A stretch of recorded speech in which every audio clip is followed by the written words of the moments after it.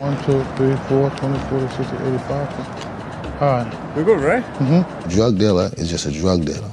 A hustler is someone that can sell socks. He can sell anything. Who's gonna pay, you or him? You know, when you go into drugs, you're no longer a hustler, you're a drug dealer. Everybody, oh, I'm a hustler. No, a hustler sells anything. He can sell car parts, he can sell sneakers. So why'd you tell me that on the phone, 500, to get me here? Why is the money not there today? Why can't I put it in today? Today I don't have money. After tomorrow, check's not in, he coming here. He's moving about the city, talking fast, you know, talking convincing. He's a good hustler. I knew I had a good item. I was putting the stuff about the ghetto into this.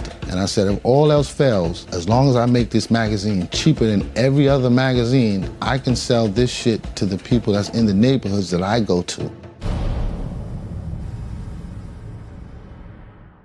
F.E.D.S has served as the unofficial newsletter of urban crime culture for 18 years. The magazine doesn't offer subscriptions and has no website or social media presence. It's gained traction covering outlaws ignored by or inaccessible to mainstream media, which explains its full name, Finally Every Dimension of the Streets. Every young kid across America that doesn't go into sports, if you ask them in the ghettos, who were you intrigued about?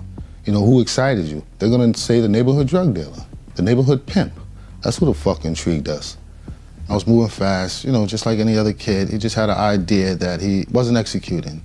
And then, unfortunately, I got shot. Once in the back and once in my leg. And that left me paralyzed from my waist down on my left side. So during the time that I was paralyzed, I started to think more because I'm in the house all the time. I had about a dozen friends that was in prison. And while they were in prison, they would ask me, send me a nudie magazine, send me a whole array of magazines. I thought to myself, hold on. There's a market for this. If I put all the different elements that they want into a magazine and all my surroundings that surround me, I think I have a business. Antoine doesn't just run the magazine's business operations. He writes many of the stories. Shit! Tonight, he's covering the Go Hard Boys, a Harlem-based motorcycle club known for their illegal escapades on dirt bikes. Look at that guy, look at him leaning. Look at him leaning. Right now, we ride through the city with the Go Hard Boys. This is what they have to do to have a good time. They're making noise, wearing no helmet. Look at these kids, they're daredevils. Look at the shit they're doing on these bikes. They learned how to do this on their own. They learned how to do this by breaking bones. They're about to tear the city up until the police chase them. You guys call this stuff a sport. It's our sport. The police call it a crime. Right. Tell me the difference, man. When they ride the bikes, they're not getting into trouble. They may be breaking laws, but they're not killing each other. We got gang members who ride together who not allowed to really gangbang no more because you're around us. Police would chase you sometimes. The police chase to kill you. Get killed. They don't chase to go, hey, pull over, don't do that. You know, so build the parks, you don't want to kill these people kids. These kids literally want to ride bikes. And I understand what they do in the community is overkill, we get that. But build them a park, don't kill them. The Go Hard Boys' desperado reputation earned them notoriety with F.E.D.S. The rapper plans to help finance a dirt bike park geared toward people without places to legally ride. Antoine used the connection to secure an interview for the music section of the magazine. I've been riding for 100 years. The passion he got is the same passion I had. He like, find the property, I'm buying the park. You could be Blood, Crip, Latin King, Haru, whatever you want to be, man. On Sunday, you ride bikes.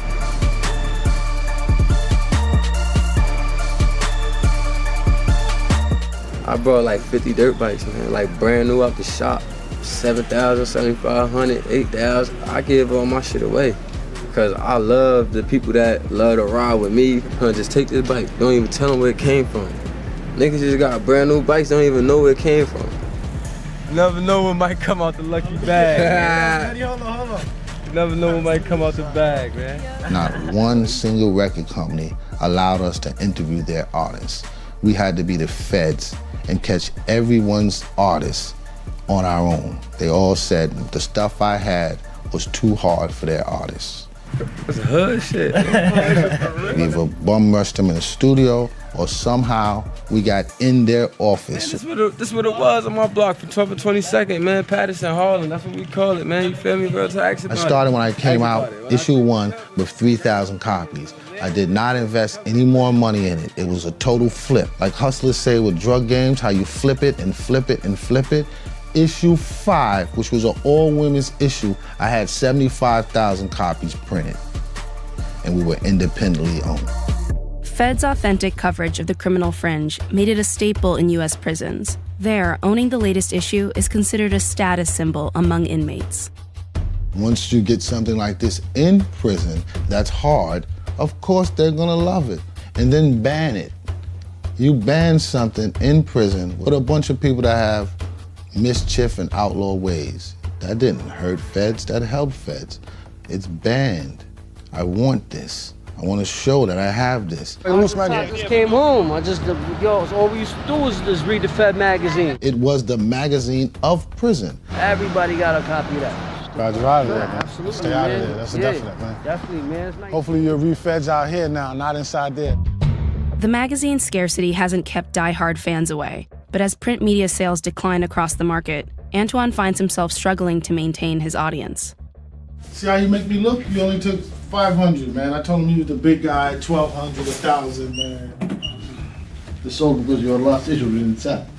I didn't change to F.E.D.S online, or it wasn't really a social media thing, because I really couldn't find a profit. Yeah, well, I put the white guy on the cover, man. They're a little prejudiced. I don't know. I'm not prejudiced. They're a little prejudiced. I don't know. So, that was one of the worst sales we ever had last issue, right? So, you know, because of my age and because I wasn't internet savvy, I really didn't see an interest in it for me.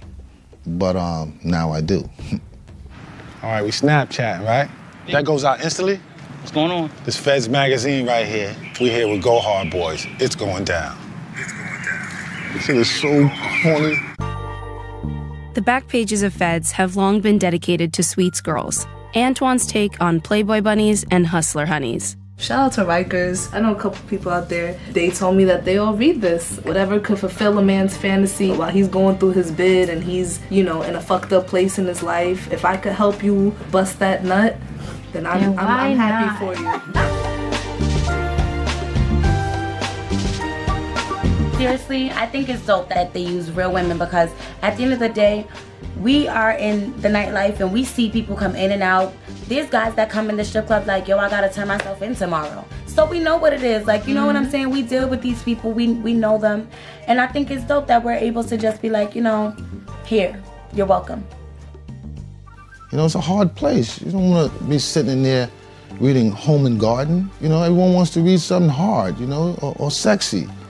You know, so I knew I had to incorporate that part of the streets. No modeling company would cover them. Nobody would give them a position for anything that had to do with any fashion. And I gave my pages to them also. F.E.D.S is a part of the culture. F.E.D.S is a part of the community. It really said everything that goes on in a lower class and poor environment. I gave people a voice when they didn't have a voice. I believed in the people that was not believable. You know, I stayed in the ghetto and I wrote about the ghetto when I no longer had to write about the ghetto. 20 years strong? Okay. Yeah, this look like a mean addition right here, man. I started to get a little nervous because, you know, I'm dealing with gangsters. I'm dealing with real criminals. You know, these ain't the wannabe guys. These are the guys that did it.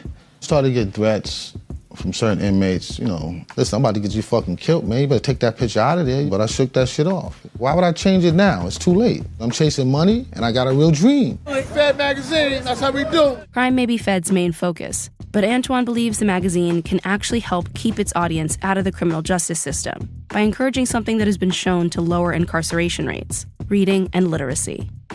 Our people were not reading. From 25 to 45, we were not reading anything. When I came out with F.E.D.S Magazine, I busted the door wide open because now I had something they wanted to read. Some people's gonna take caution from it, some people's gonna take glory from it.